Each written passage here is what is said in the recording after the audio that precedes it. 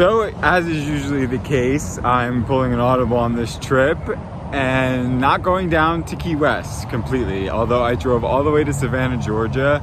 I've parked my car there to charge, and now I'm going to Walmart just to see if I can get that extension or that converter and some ice and to replenish myself for camping, which I'm still going to do. But I was asked yesterday by my tattoo artist for my new tattoo if I wanted to move it up to this coming Saturday or next Saturday, whatever, July 8th, whatever this is posted.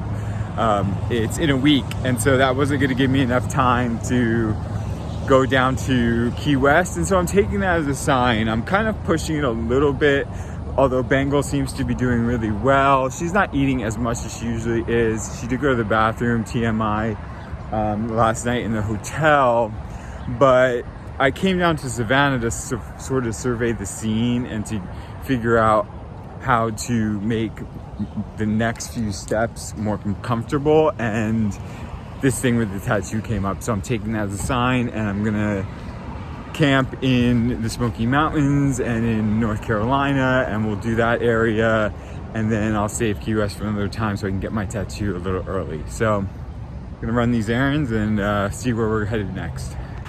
So this is the kind of shit in life that I don't understand. Like, I ended up, as I showed you, charging my car in kind of the middle of nowhere, downtown Savannah, and now I'm walking to the Walmart, which is 2 miles away, down this, nondescript real road here, and it's fine, whatever. I'm exploring the sights and wondering to myself, like, is my intuition on or is it off? Like, the whole thing with driving all the way here was frustrating because I got to this point and then realized that I had an opportunity that I wanted to take back home that would cut my trip short when I could have just stayed in North Carolina. Now, as I'm talking about this, I'm understanding that in the last video I posted, I said I wanted this to be Oregon Trail, not the Amazing Race. And if I stuck to that, I would have been fine. I would have camped a few hours away, and I would have been closer. Yeah, exactly right in my eye. Would have been closer to, the area where I'm going to be heading back to now. The only thing is, and that's why this and that can be true, and you can be wrong, but you could also be right, is that if I didn't know at the time that my tattoo was going to be ready, or that I would be able to get my tattoo early, and so getting a lot of the driving out of the way through the states I really wasn't focused on, right? I was focused on Key West and Florida, was a smart move for me on the second day. I felt like it was a good move to get a lot of that driving out, and then to begin to camp more frequently as I got down to the Keys. Well, that plan changed before I had the chance to recourse, and so that brings me here where I'm trying to make all this work, right? I'm trying to figure all this out. I charged my car, as I mentioned, by where another version of a Marriott hotel is that may have had a kitchen, may not have, I don't know, because I was cooking, so that was another key factor. But the point being that I'm walking down this road and look what I see.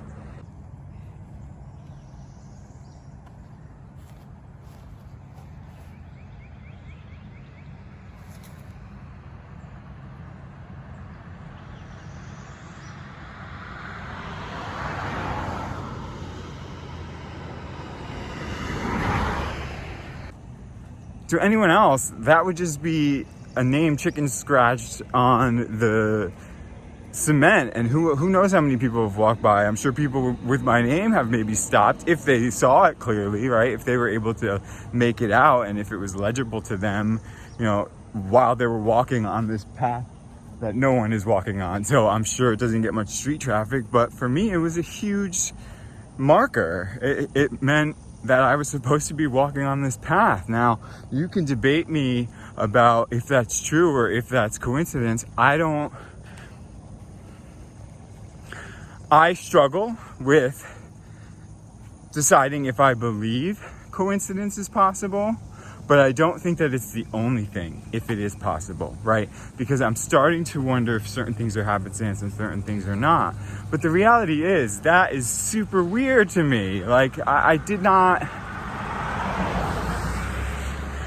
And it came in a moment too when I really needed something to tell me, you know, don't worry about the pitfalls, don't worry about the less than ideal circumstances or the not perfect. Maybe it's about not being perfect. And by not being perfect, I'm on my path, because part of my path is learning about over control and perfectionism.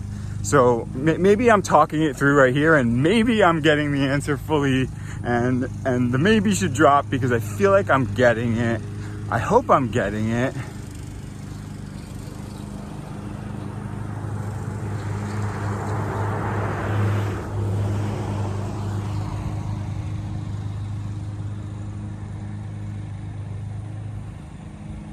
Where is it? Right there. Spiritual lighthouse. So, I mean, I really didn't want this trip to be about signs, and I really didn't want it to be overly woo-woo and overly spiritually minded, right? I'm trying to take it out of that and bring it back to the earth, right? I had an awakening, and I had all this understanding of things, and things started to shift, and I started to make better decisions. But that's, you know, what I consider the 3D world and the spiritual world working in tandem. And you can get lost up there, right? You can get lost and attached and rely on that. Check out that video about the signs and my recent videos that I've been posting about needing to kind of detach from those. Well, I've been trying to. And so maybe the solution, or maybe the answer here, is to just not be resistant, even when the signs pop up, right? Just to not be resistant and not be stagnant to the signs, but also to not be ignoring of them, right? It's a mixture of both, as I even just said, right? It's the spiritual and the earthly and the 3D. So I'm finding my balance, hopefully, between the two, and hopefully, you know, I'm calibrating myself. I'm trying not to get too caught up in it, because the perfectionism part of me kicks in and wants to do it right so that I don't have to make mistakes like driving 7 hours to Savannah. But then I see Charles on the sidewalk, and it kind of makes it all seem like,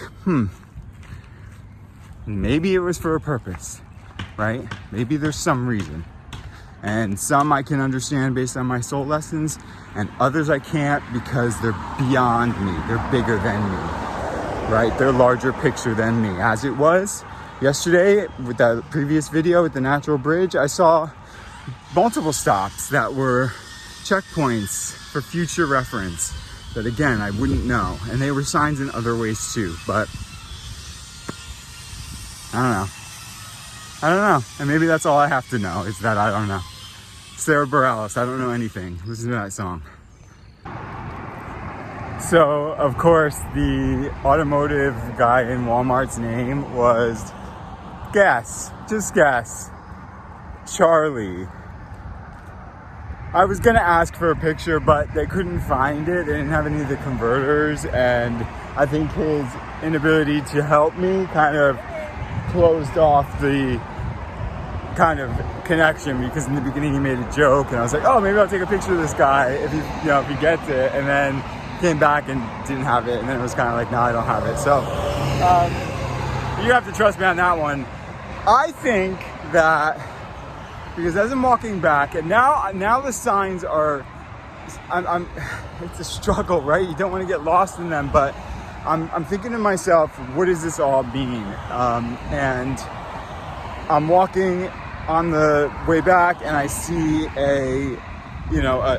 like a sun, like a lemon, right? A lemon slice, but like in the shape of a sun. And what's the phrase, right? When life hands you lemons, make lemonade, right? So I started thinking about that, and really one of my big concerns about going on road trips was, how am I going to get my exercise in, right? I'm not going to really be running with Bengal in the car. I'm not going to be doing weights. I'm not going to have a pool to swim in, right? All those things that I normally do. Well, this was a 2 mile each way walk. So it's a pretty hefty walk. It's a good enough workout that I'm starting to sweat a little bit. I even had the race up to Natural Bridge yesterday, and that kind of served as a workout. I was so sweaty and I felt like I'd done some exercise. So there's one plus, right? The second plus is I came to this Walmart because it was convenient for my charge point. But the reality was I wasn't gonna be able to get my food or my ice here because then I'm walking back with it and then it's crazy, right? It's gonna melt and all the food's gonna go bad. And so all I could do is get the charger. And so now I'll go back to the car, it'll be charged, and I'll go to the Walmart nearest to my hotel that has it online. This one said it had it, so let's cross our fingers. There's no guarantee that it will have it, but I'm hopeful that it will, and I'm hopeful that this is kind of leading me there. One other thing I want to mention that kind of popped into my mind was this debate I keep mentioning, right, about do you pay attention to the signs, do you ignore the signs, are the signs a crutch, are the signs helpful? And I think that you can check that sign for yourself I'm not even going to mention it. But the point is that I believe that when you are in a place, you have to discern through your free will, right? Free will isn't just the choices we make. Free will is also our ability to analyze and to understand ourselves, right? That's why it's so helpful to understand ourselves from the inside out so that we can understand how our human mind works.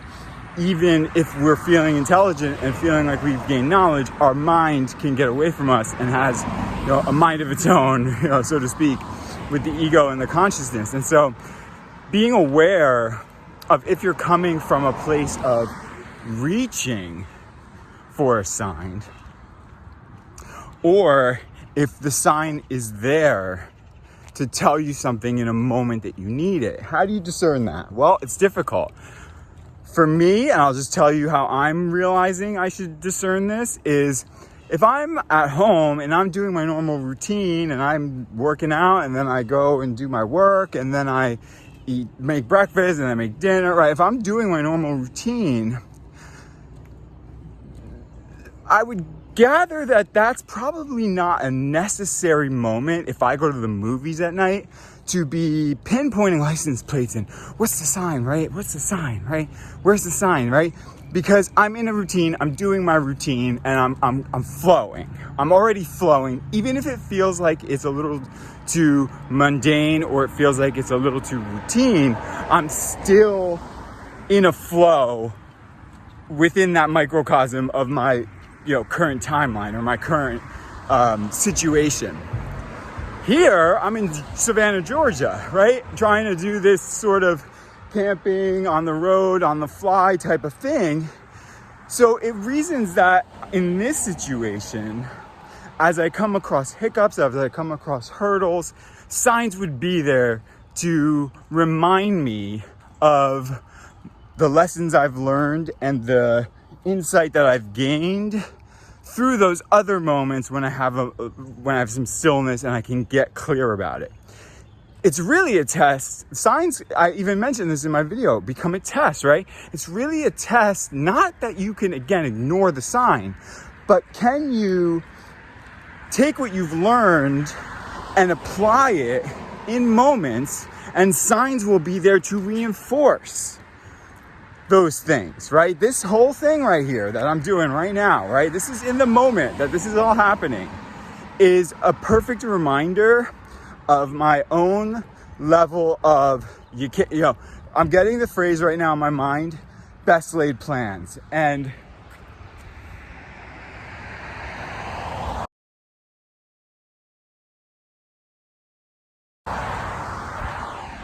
wow, I don't know if you could see that, but that was a woodpecker that just flew by right now. I'm gonna have to check the tape and see if you saw it. Probably not, but best laid plans, right? Best laid plans are not always the way things work. Let's not say that they're not always the best thing to do, or it seems ideal when you make the plans, but it's not always how things turn out. And that's when all of this knowledge that is, again, I'm speaking from my own experience. This is my own soul talking to you about my own soul lessons. I have a feeling a lot of you will relate to at least some of it.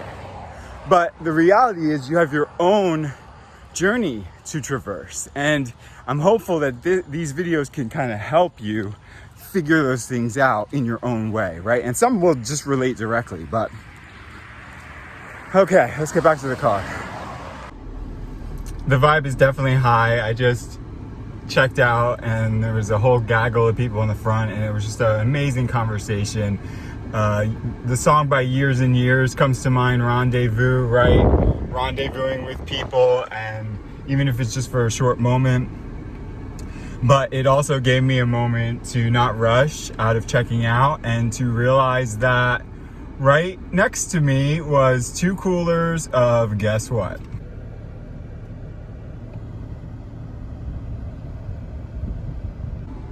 No, that's not urine, it's lemonade. Make lemons into lemonade, and it was all right there. So, and it's not overt sometimes. It's quite subtle. I miss a moment and I miss the Charles on the pavement. I miss another moment by being on my phone too much, and I miss the lemon slice that's on the ground in front of me, right? Discarded garbage that turns into a huge pathway marker for me. And so you just have to pay attention, and you just have to be conscious of the things that you're going through and what things are, presenting themselves around you. Are they signs or are they spiritual reminders, right? And are they there for our benefit without having to spoon feed us? I'm starting to think so.